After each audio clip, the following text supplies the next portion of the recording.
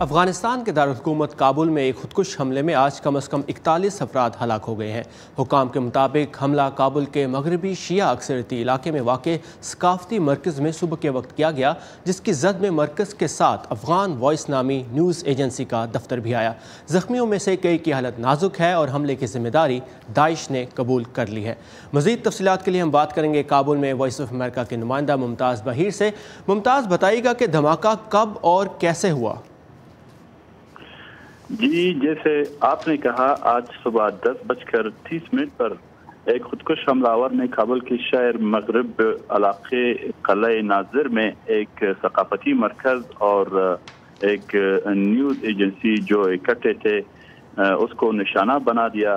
وزارت صحت کا ترجمان کا کہنا ہے کہ اس حملے میں اب تک 41 افراد ہلاک ہو چکے اور 80 سے زیادہ زخمی ہے۔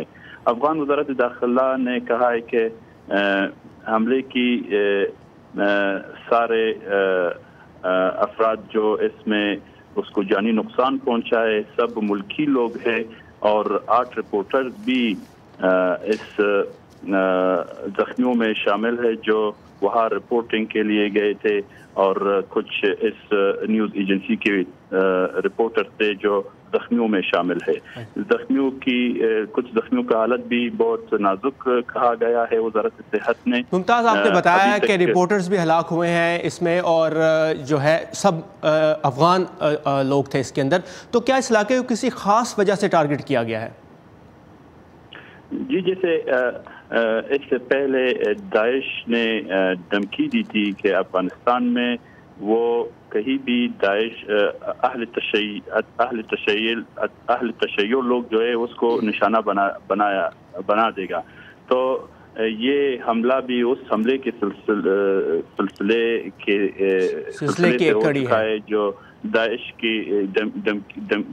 نے پہلے سے دھمکی دی تھی۔ جی ممتاز، تو آپ بتا رہے ہیں کہ داعش نے یہاں ایسے علاقوں پر حملہ کرنے کی دھمکی دی تھی اور یہ اسی کا ایک تسلسل ہے۔ ممتاز بہیر ہمارے ساتھ تھے کابل سے۔ Thank you for these updates Mumtaz. Thank you.